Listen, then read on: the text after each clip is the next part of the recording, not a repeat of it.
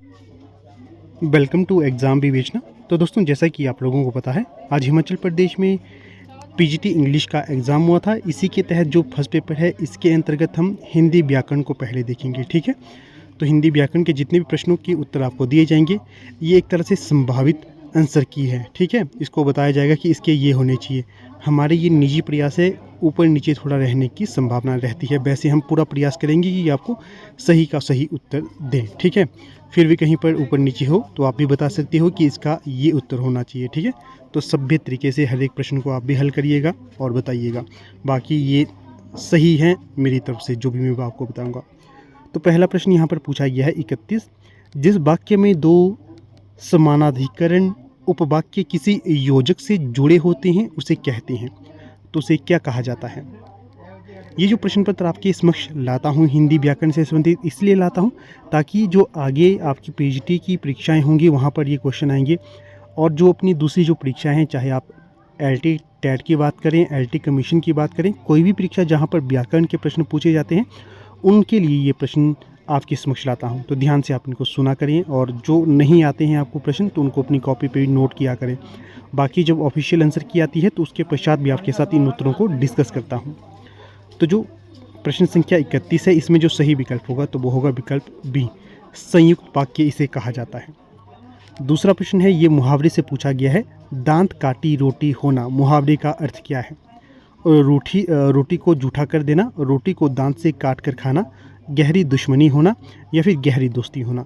जो ए और बी था, इनमें तो आपने पूरा पता कर लिया होगा कि ये दोनों तो इसके नहीं होंगे, परंतु जो यहाँ पर संभावना आपको लगी होगी तो वो होगी सी और डी में। तो डी इसका सही था। गहरी दोस्ती होना अर्थ होता है दांत काटी रोटी होने, मुहावरे का। अगला प्रश्न है 33। पुरी में रथ यात्रा बड़ी सुंदर होती है, रेखांकित पद संख्या का भेद है। तो जो ये जो पूरा वाक्य है, इसमें जो पूरी है ये किस संज्ञा का भेद है। तो ये देखिए किसी स्थान के बारे में वर्णन कर रहा है। जो पूरी है आपकी उड़ीसा, पूरी के बारे में। जैसे उदाहरण, आप ये खाने वाली पूरी मत समझिएगा, पूरी जैसे कुल्लू है, मंडी है, शिमला है, आपके लाहौल स्पीति है, पटना है, दिल्ली है, बेंगलुरु है। इसी तरह से स्थान जहाँ पर भी वर्णित होता है तो वहाँ पर व्यक्तिवाचक होता है। ठीक है, 33 का सही विकल्प बी होगा। अगला प्रश्न देखिए यहाँ पर 34। उत्प्रेक्षा अलंकार का उदाहरण है। तो 4 विकल्प आपके समक्ष दिए थे यहाँ पर, तो जो सही विकल्प होना था यहाँ पर देखिएगा आपका। तो यहाँ पर जो आपको सही विकल्प बताया मैंने, जहाँ पर भी जानो मानो इत्यादि आता है तो वहाँ पर होता है आपका उत्प्रेक्षा अलंकार। तो दिए गए विकल्पों में जो विकल्प डी है, सिर फट गया उसका वही मानो अरुण रंग का घड़ा। ठीक है, जानो मानो जहाँ आता है तो उत्प्रेक्षा अलंकार होता है, तो डी यहाँ पर सही होगा। अगला जो प्रश्न है 35। आपको देखिए उत्प्रेक्षा अलंकार को पढ़ना है, आपको यमक अलंकार को पढ़ना है, अनुप्रास अलंकार को पढ़ना है, अतिशयोक्ति अलंकार को पढ़ना है, मानवीकरण अलंकार को पढ़ना है। ये चीज़ें थोड़ा ज़्यादा फोकस करके पढ़िए, यहीं से ज़्यादातर प्रश्न पूछे जा रहे हैं। उत्प्रेक्षा तो ये हो गया, इसी तरह से उत्प्रेक्षा का भी पढ़िए, मानवीकरण अलंकार भी पढ़िए, यमक को भी पढ़िए, श्लेष को भी पढ़िए, ये प्रश्न पूछे जाते हैं। अगला प्रश्न है 35। आध्यात्मिक का विलोम है। तो जो आध्यात्मिक का विलोम होगा तो वो होगा भौतिक। क्या भौतिक होगा, विकल्प सी। अगला जो प्रश्न है 36। डैश माँ मुझे बहुत प्यार करती है, डैश माँ मुझे बहुत प्यार करती है। रिक्त स्थान की पूर्ति गुणवाचक विशेषण से करने के लिए उचित विकल्प चुनिए। तो देखिए दिए गए विकल्पों में से यहाँ पर जो गुणवाचक विशेषण होगा, तो गुणवाचक विशेषता यहाँ पर बतला रहा है विकल्प डी, प्यारी। तो प्यारी है, ये गुणवाचक विशेषण होगा। तो प्यारी माँ मुझे बहुत प्यार करती है, तो यहाँ पर आएगा, ए नहीं आएगा, बी भी नहीं आएगा, सी भी नहीं आएगा, तो यहाँ पर आएगा विकल्प डी, प्यारी माँ। अगला प्रश्न देखिए 37। कुलिश शब्द का अर्थ होता है।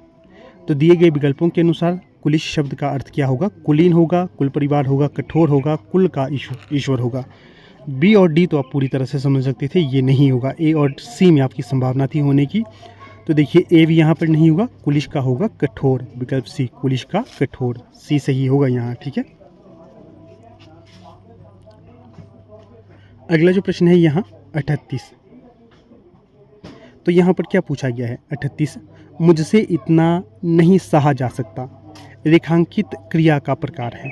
बिल्कुल सिंपल सा ये प्रश्न था, रेखांकित। मुझसे इतना सहा मुझसे इतना नहीं सहा जा सकता। सिंपल सा था, तो इसमें जो आना था मुख्य क्रिया है ये, ठीक है। क्या हो, सहा नहीं जा सकता, मुझसे इतना नहीं सहा जा सकता, तो मुख्य क्रिया यहाँ पर आएगी, विकल्प ए सही है। फिर है 39, प्रातः काल सैर पर जाया करो, पद परिचय की दृष्टि से रेखांकित पद हैं। तो यहाँ पर जो प्रातः काल है रेखांकित पद, तो यहाँ पर क्या आएगा, तो ये आएगा यहाँ पर देखिएगा विशेषण। मुझे विशेषण लग रहा है प्रातःकाल, ठीक है। विशेषण बी में मुझे संभावना ज़्यादा लग रही है। बाकी जब ऑफिशियल आंसर की आएगी तब आपको एग्जैक्ट बता दूंगा, या फिर कमेंट भी कर दूंगा, उस टाइम पिन कर दूंगा कमेंट को, ठीक है। अगला प्रश्न देखिए 40, वह तो स्वयं अपनी बातें किसी को नहीं बताती, इस वाक्य के आधार पर कौन सा पद सर्वनाम नहीं है।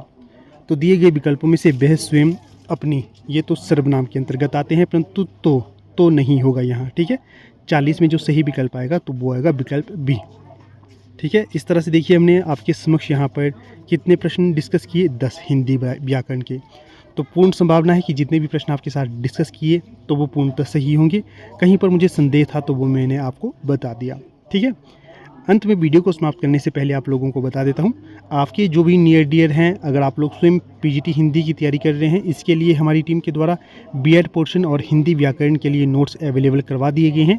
अगर आपकी कोई नियर डियर हैं जिनके आगे परीक्षा होने वाली है तो उसको आप बता सकते हैं कि ये नोट्स आप ले सकते हो, ठीक है। बाकी देखिए वीडियो को समाप्त करने से पहले आपको कुछ पैम्पलेट दिखा दूंगा। अगर आप लोगों के नियर डियर कोई एलटी टेट या फिर एलटी कमीशन की तैयारी कर रहे हैं तो वो हमारे नोट्स ले सकते हैं। अब हमारे नोट्स ई बुक के तौर पर उपलब्ध हैं, लीजिएगा, अच्छे से तैयारी करिएगा। प्रीवियस ईयर के क्वेश्चन पेपर भी अब अवेलेबल है। जिसने यहीं तक देखना था तो वो वीडियो को समाप्त कर सकता है। जिसको आगे नॉलेज चाहिए नेट एलटी टेट के लिए तो वो पूरी वीडियो देखिएगा। तो यहाँ पर देख सकते हैं आप एलटी टेट जून 2024 के लिए हमारी टीम के द्वारा कुछ पीडीएफ नोट्स बनाए गए हैं। जैसे एलटी टेट 5 ईयर प्रीवियस के क्वेश्चन पेपर अवेलेबल हैं, साथ में मॉक टेस्ट भी आपको दिए जा रहे हैं। हिंदी साहित्य के 1000 अति महत्वपूर्ण प्रश्न अवेलेबल हैं। 10 ईयर्स मिक्स PYQ अवेलेबल है। अन्य हस्तलिखित नोट्स भी अवेलेबल हैं। हिंदी व्याकरण के नोट्स प्रत्येक परीक्षा के लिए जो महत्वपूर्ण है ये भी अवेलेबल है। इन सारी चीज़ों की अगर आपकी कोई क्वेरी रहती है तो यहाँ पर ये व्हाट्सएप नंबर भी दिया गया है, इस पर आप व्हाट्सएप कर सकते हो और सारी जानकारी ले सकते हो, ठीक है। व्हाट्सएप और टेलीग्राम ग्रुप के लिंक डिस्क्रिप्शन बॉक्स में दे दिए गए हैं। अगर आप अभी तक जुड़े नहीं हो तो उनके साथ जुड़ने के लिए लिंक को ज्वाइन कर सकते हो। तो ठीक है, धन्यवाद।